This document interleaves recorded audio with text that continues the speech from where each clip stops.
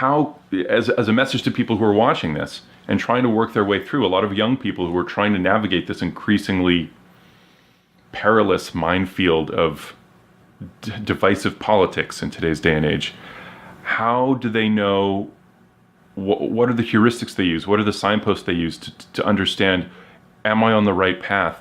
Is what I'm being taught or is what I'm being attracted to politically motivated from a sense of what's actually best for the community that I'm nominally caring for? Well, that requires, you might say, well, that requires careful meditation and prayer. You know, if you wanted to be traditional about it, I would say you have to orient, you have to determine, this is a process of soul searching. What are you oriented towards? And the answer could easily be nothing. Well, this is why I produced the Future Authoring Program. You got to be oriented towards something, because otherwise you're disoriented. You just spin around in circles and then you suffer. And so do people around you. It's not a good solution. Orient yourself towards something. You have to figure out what it is. What will work for you? What goal would justify the suffering of your life? Start trying to piece that together. You're going to get better at it. But it's a personal process. And you should use your education to inform that. So you need a personal place to stand, because otherwise you're going to be handed a place to stand on a plate. And it may be one that makes you a puppet of someone else's goals. So I would say, you know, what are the processes? Well, I think what I've recommended to people is clean up your room. That's a good start.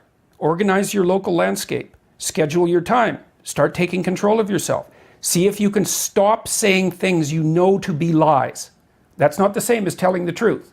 You don't get to do that to begin with because you're not good enough at it to even attempt it in some sense. But everyone can stop saying things they know to be falsehoods. They can use their own damn definition of falsehood. Right, but in your definition, importantly, I think, in your definition, falsehood includes the higher level moral truth. Yes, it's living wrong. You can say something that is literally true, but of course, like you said earlier, it's a black truth in the sense that at a moral level, you're saying something to cause a social effect that is actually negative. I would say, stop saying things that violate your conscience, instead of stop saying things you know to be untrue, because we run into the truth problem. But I would say, stop, here's another idea. Stop saying and doing things that make you feel weak. Just all you have to do is pay attention to that. Some things you do will make you feel disintegrated. It's a physiological sensation. Disintegrated and weak. It's something that Carl Rogers commented on. He thought about that as part of, now I can't remember the word.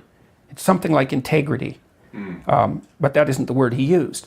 But some things improve your integrity and some things disintegrate you. Now, the things that disintegrate you, you often do to impress other people, or because you're taking a shortcut, or you're escaping what you know to be your moral obligation. And your moral obligation stems naturally from your aims.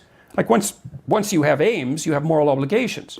They come together because the moral obligation is what you need to do in order to obtain the aim. So, and if you don't have an aim, well then you're aimless, so that's not a solution. So along with the aims come the moral obligations. Then when you violate the moral obligations, you'll have a sense of that violation. It's like, well, you have to stop doing that. Or that's something you could do. You don't have to. You don't have to do any of this. But I would say that's where people should start. You start small. It's not small. You think it's small. It's not small. I had a girl come up to me last night at the end of my talk, and this happens all the time. She said, I started cleaning up my room last year and it completely changed my life. She said, your room is an externalization of your mind. And that's right. That's exactly true. To the degree that you're in your room, the room is you. Now, that isn't how people think, but that's okay. It doesn't matter if they think that way. That's how it is. So straighten up what you can straighten up and quit saying things that make you feel weak. And then you'll know what to do next. Subscribe to the channel and be a nice person, sir. Follow me on Twitter, okay? Have a bloody nice day over there with a quite nice weather. Bye.